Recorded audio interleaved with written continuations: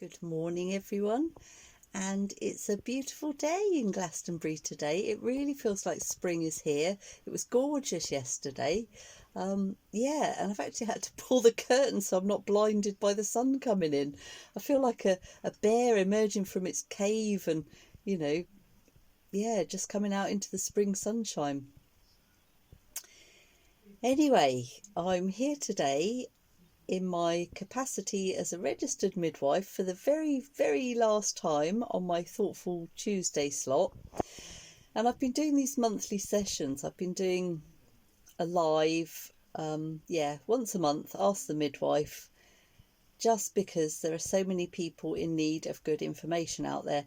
And contrary to what some people may think, I don't just charge for my services. Yes, I charge for my services because I have to earn a living like anyone else. My husband's lost one of his jobs because of the pandemic. I have to work like everyone else has to work. I have to pay bills. But I do this because I love this, and I do this because people need help and they need good information. So it's not going to stop. So my registration is due to fizzle out quite naturally at the end of this month because we have to renew every year, and at the end of the month is when I would have renewed. But yeah, I have notified them that I will not be renewing. Because I've been a nurse and a midwife for 37 years and I'd like the nice bits now without any of the hassle. I'd like to support people in pregnancy and birth and after birth in the way that I always have, but without the paperwork and without having to do any medical procedures and without having to tell people things that aren't based on best evidence, because NICE guidelines say that we have to tell people those things. Although I've always told people those things and said, look, this isn't based on good evidence, but I have to tell you this. Like fetal monitoring. Oh my goodness, fetal monitoring. What a farce. So continuous fetal monitoring, the CTG, the machine that's attached to women and birthing people in labour, with the hope that we can prevent poor outcomes to babies, makes no difference in outcomes to babies. It was never researched, it was just implemented. We thought it might help. It hasn't helped. We don't save more babies by using continual fetal monitoring.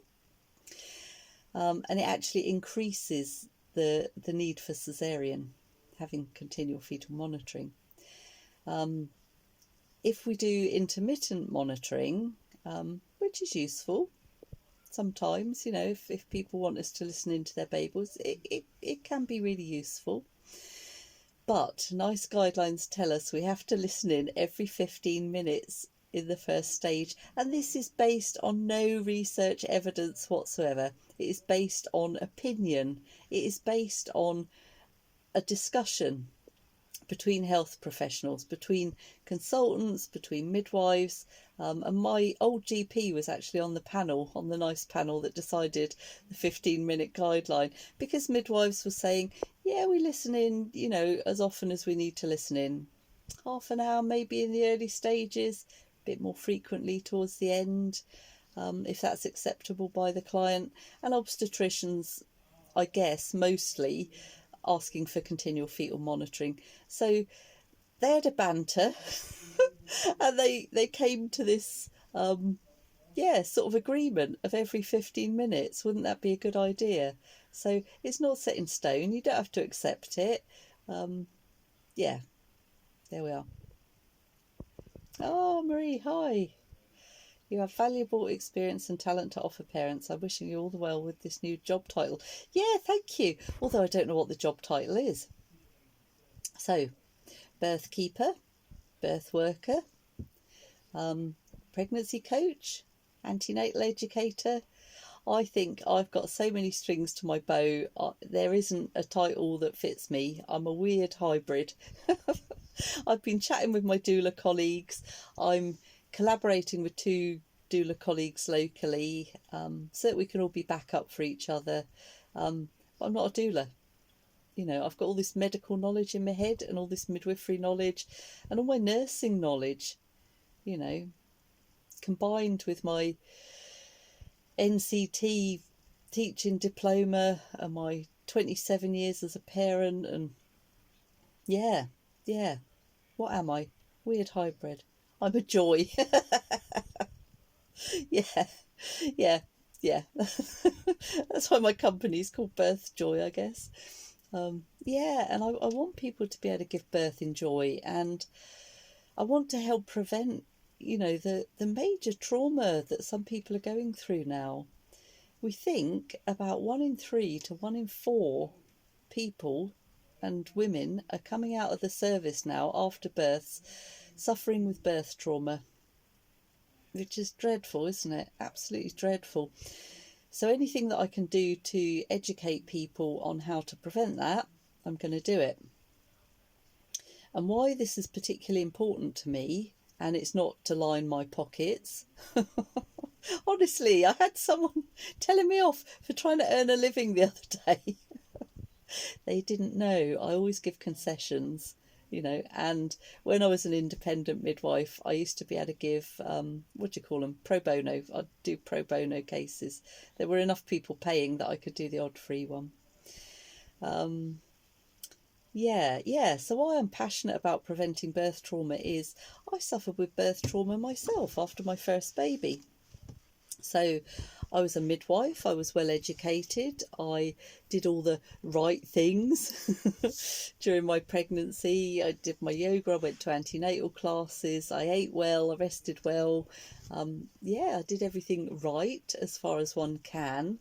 Planned my home birth, told my husband I'd just be mooing and squatting down and pushing my baby out because that's what my mum did, and I couldn't imagine that I'd be doing anything different. Now, what I learned from that birth is it's not just our plans that matter, and our family history come to that. Baby might have a plan too.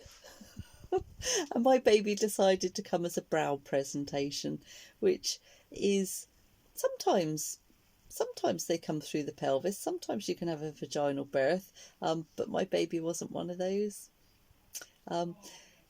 So I got to experience all the things that I didn't want to experience in a birth, which is great, you know, as a, it wasn't great at the time, but great as a midwife in retrospect. Taught me so much about epidural and syntocinon and when epidurals don't work and unplanned cesarean and PPH and postnatal depression, and taught me an awful lot.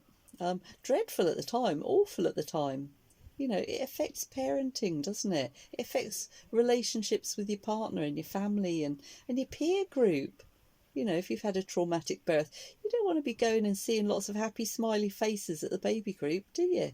Particularly if you've got postnatal depression. Or PTSD, you know, more and more people are being diagnosed with PTSD after traumatic birth. And it's really serious, you know, it affects so many aspects of your life. And there is treatment, and it's good to reach out and get help. Down the birth trauma pathway we went there, didn't we? So I do everything I can to prevent that birth trauma by working with people and educating people. And I also work at the other side. When people have had traumatic births, I provide a listening service. Some people call it debriefing. I don't like that. It's much more than that. It's more sensitive than debriefing. And I provide rewind, which sometimes helps alleviate some of the symptoms after trauma. So, what can I tell you about today? This is my Ask the Midwife slot. You can ask me anything. And I'm just gonna... Sorry, that was just a message coming through from my baby group.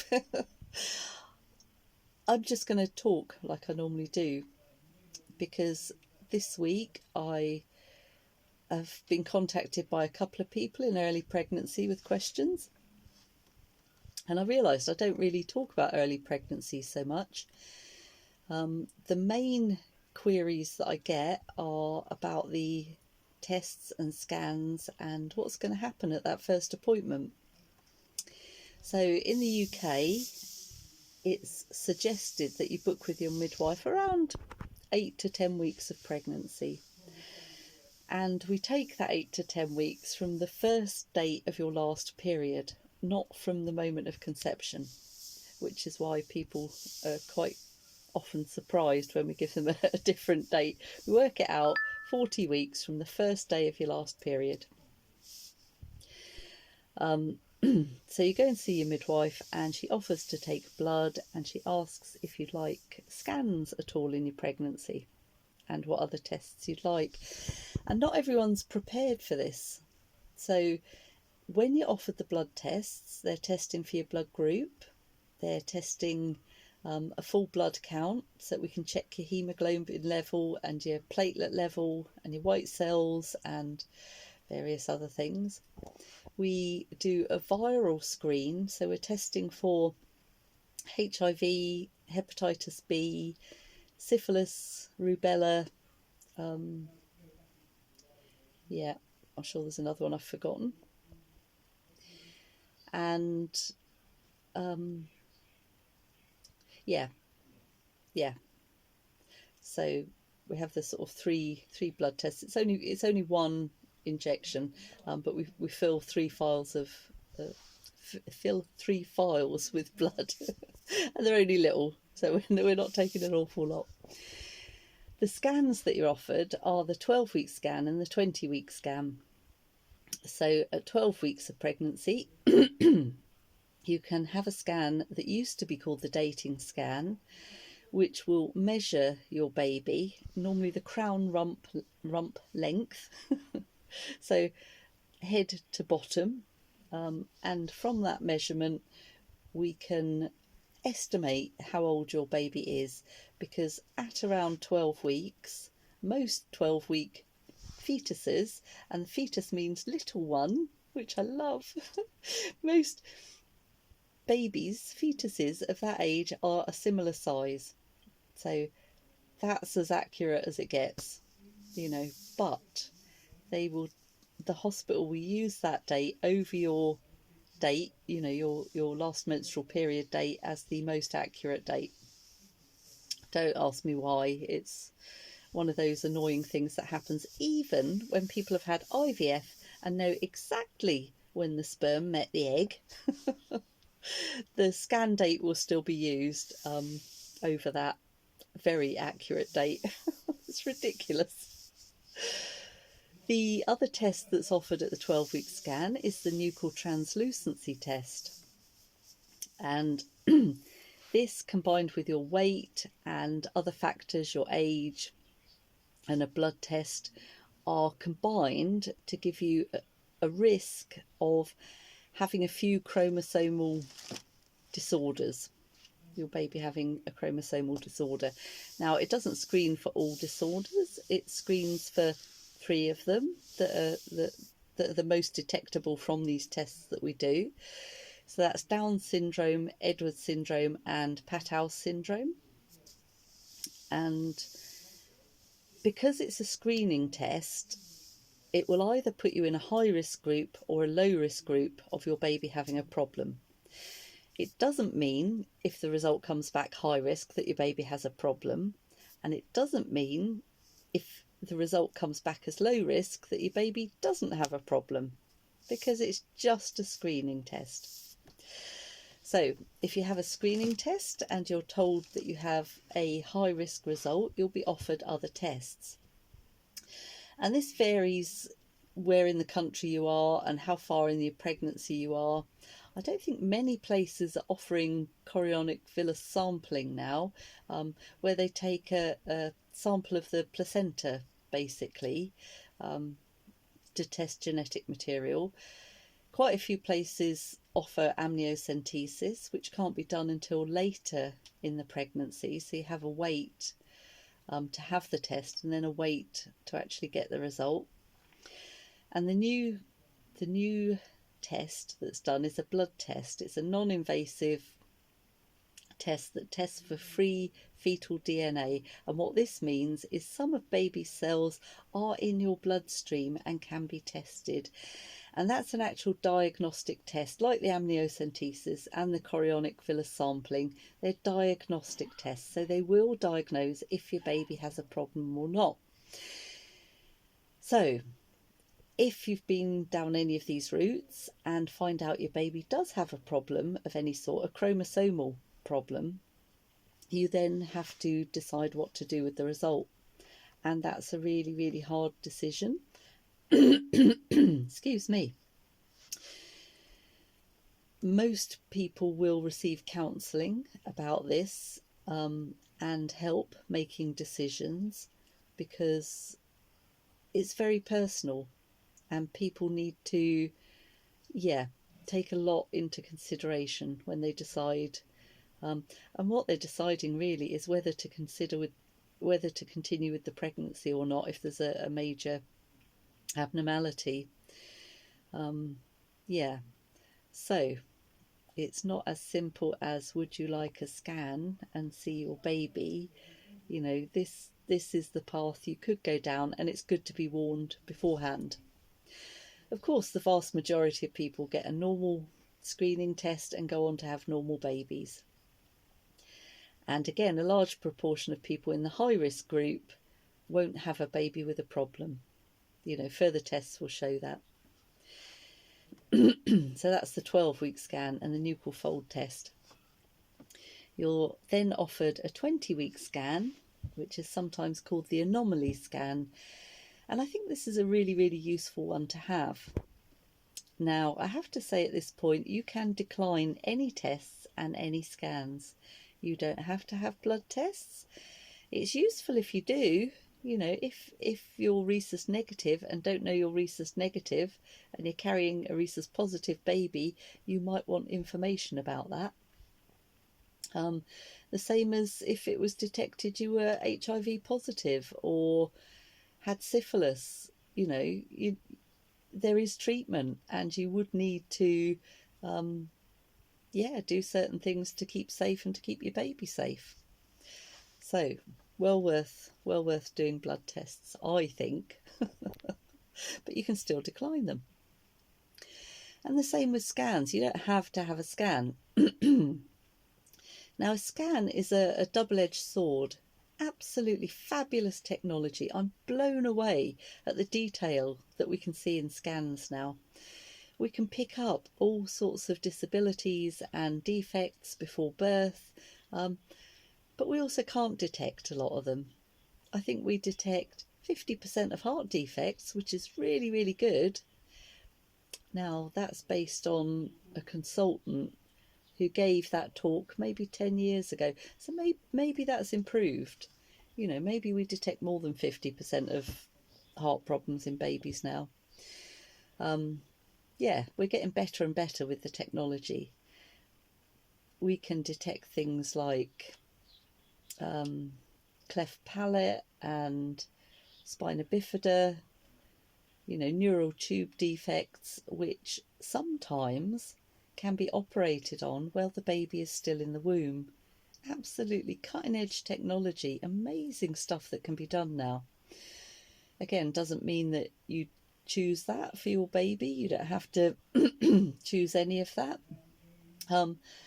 But it gives babies a greater chance of being able to walk and have bladder control and things like that in some cases of spina bifida. I can't talk generally about these things because every case is so different. And I had a client whose baby didn't have a diaphragm, which is really, really, really serious. It's incompatible with life unless you know, you go for a pioneering treatment and baby's given a slim chance of life. And this baby did survive and did do well. Now, the other side of the coin, you know, they're all the good sides. We can detect things and we can do things about them. If it's detected your baby's got a heart defect that will need surgery after birth, you know, perhaps you'll change your plans. Perhaps you won't give birth at home. Perhaps you decide that being near a neonatal unit might be a good idea. You know, these things happen. I've got to say the vast majority of babies are fine and we don't pick up any problems at all. The biggest problem we find in the 20-week scan is a low-lying placenta, and this worries people no end because they're told their placenta is low, and if it doesn't move it means that they'll have to have a cesarean, which, you know, is the truth. But we also need to tell people the vast majority of low-lying placentas do move. As the uterus grows, it's like blowing up a balloon. If you put a sticker on a balloon, and as you blow it up, you know, the sticker will be further up on the balloon, won't it? The balloon's expanded, and the same with the uterus. It's not as if the placenta crawls up the side of the uterus or anything. It is attached to it, but as the uterus grows, the placenta moves with it. You know, we need to tell people this and not worry them. Daisy: I was told my baby's brain might be growing outside of his skull and counselled to terminate. Goodness, that's a big one. Can you share? His brain and skull were fine. He had a cyst that resolved itself. Wow, that's a big one, isn't it, Daisy? That's, yeah, awful, devastating news to be told something like that. And I've had someone in my pregnancy group go through very similar. They were told there was an abnormality on the baby's brain, that he would probably be brain damaged, and they had to have they were advised to have serial scans throughout pregnancy. They were worried sick, you know, that there was something dreadfully wrong with their baby. He was born normally at home, and doesn't have any problems whatsoever.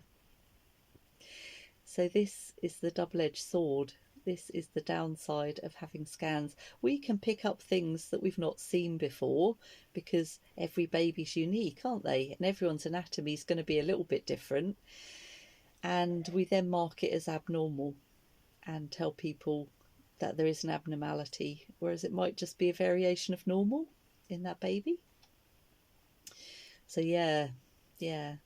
So again, you just need the information so that you're not walking blindly into a scan thinking, oh, won't it be nice? I can see my baby. And yes, it is nice. It's lovely. Both scans, great. You know, you get to see your baby. Fantastic stuff. But, you know, go into it with your eyes open and know what you might be told, and research it afterwards. You know, look it up. Speak to other parents. You know, don't take one opinion as the right opinion. If you came to me and told me, you know, the results of that scan, you know, I'd be talking through all the options with you. But yeah, don't take my opinion. Go and speak to someone else as well. You know, none of us are infallible. You know, always get second opinions, third opinions. Always ask for longer time to think about it. Always ask for more tests. I had a client who had a low-lying placenta, really low-lying, like covering the cervix completely.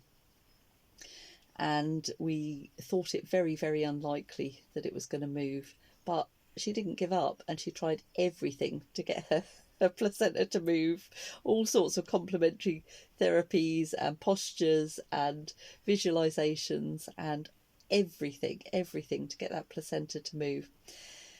And people that are told they have a low-lying placenta get scanned again, normally 34 weeks. If it's still low, they might scan again 36, 37 weeks. My client had all these scans and it was still low. It had moved, but it was still really low. So at 37 weeks, they said, look, you've got to have a placenta. It's too low. It's not safe for a vaginal birth because of the risk of bleeding, which is a very real risk. My client asked to be scanned again the next week, and the placenta had moved a bit further away, and asked to be scanned the following week, and the placenta had moved a bit further away. And this isn't magic. It's not rocket science. You know, the baby and the uterus continue to grow, don't they? They don't stop at 37 weeks. So there is still potential for that placenta to move out of the way. So lo and behold, we get to 40 weeks and that placenta is far enough away from the cervix for my client to have a vaginal birth, which she did. Yeah, and it just goes to show, if we'd have if she'd have taken the opinion of the surgeon at 37 weeks, she would have had a cesarean. But we could have had a different scenario. We could have had someone who chose not to have a cesarean and had a very big bleed, before they even got into labour or during labour. There's so much unknown. But yeah, you need to make your own opinions. You need to do your research. You need to get second opinions. Right, was that everything we needed to say about scans and tests? Yeah, probably.